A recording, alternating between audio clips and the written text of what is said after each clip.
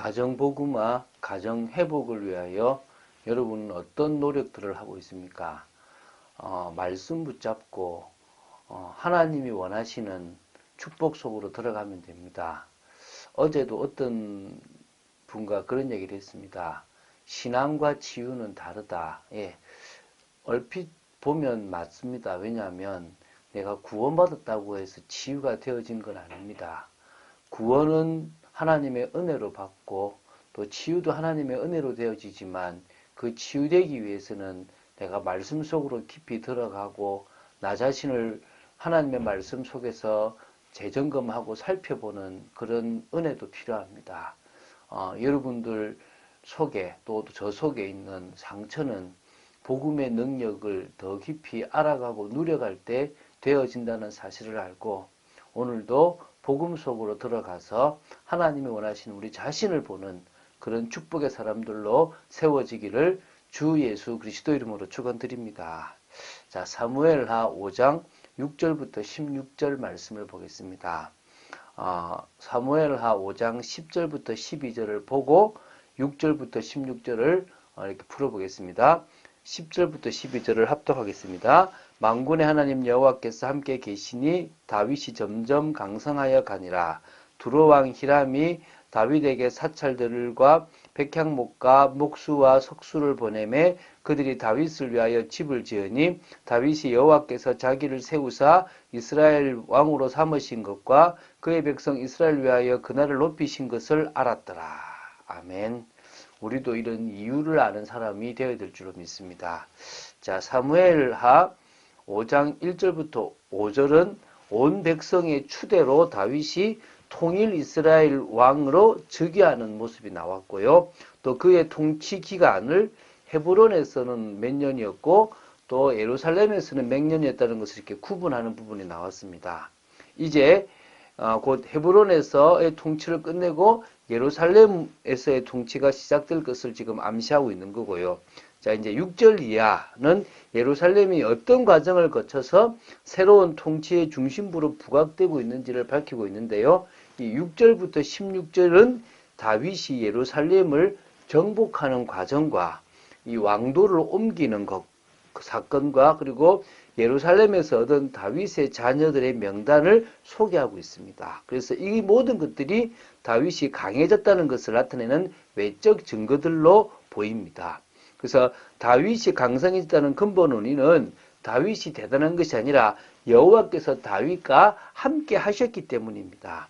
우리도 이런 비밀을 가진다면 강성해지고 안 하고가 중요한 것이 아니라 하나님과 소통되는 중에 참응답 속으로 들어가게 될 줄로 믿습니다. 우리가 한번 보면서 진행해 나가도록 하겠습니다. 먼저 6절부터 8절을 보겠는데요. 자, 다윗과 그의 부하들은 이제 예루살렘으로 가서 그 땅에 아직도 살고 있는 여부수 사람들을 치려고 합니다. 왜?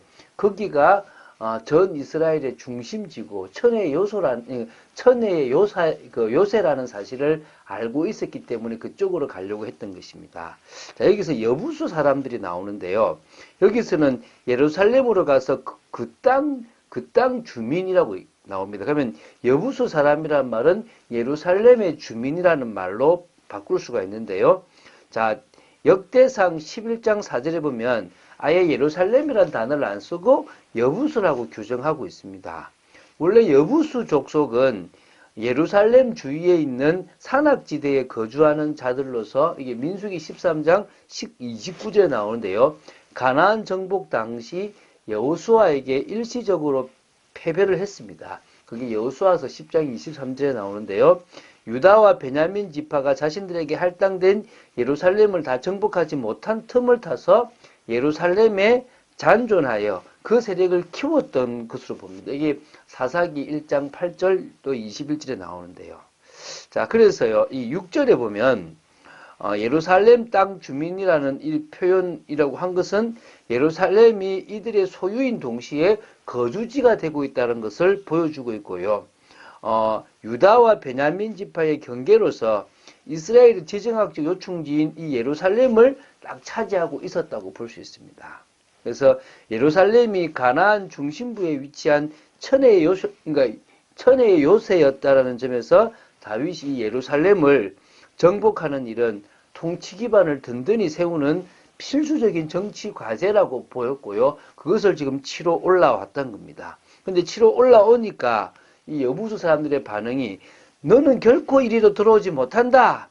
맹인과 다리 저는 자라도 너를 물리치리라. 네가 아무리 강해도 우리는 천의 요소를 가지고 있다라고 얘기한 겁니다. 다윗을 무시했죠.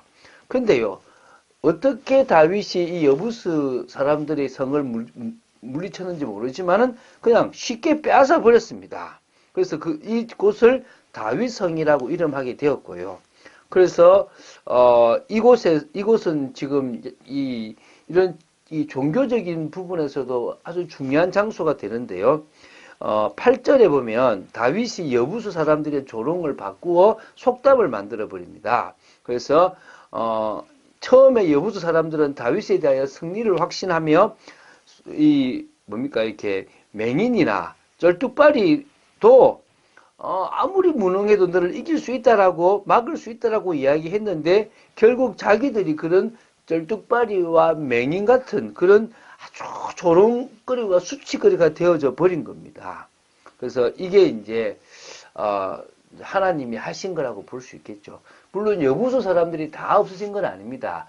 나중에 사무엘하 24장 18절부터 25절 보면 여부수 사람에게서 아라우나 타작마당을 다윗이 사게 되거든요. 그 말은 여부수 사람들이 일부 남아 있었다고 보기도 하면 됩니다. 자, 넘어가겠습니다. 9절 10절은요.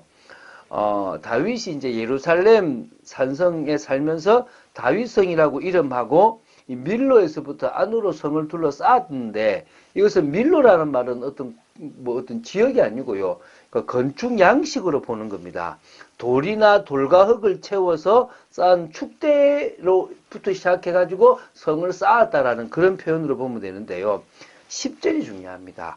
만군의 하나님 여호와께서 함께 계셨기 때문에 다윗은 점점 강성해졌다. 할렐루야. 우리가 언제 강성해지고 안 하느냐? 주님이 우리와 함께 하시냐 안 하냐 이 차이입니다. 우리가 그럴 수 있는 믿음의 사람으로 서게 되기를 바랍니다. 11절 12절을 보면요.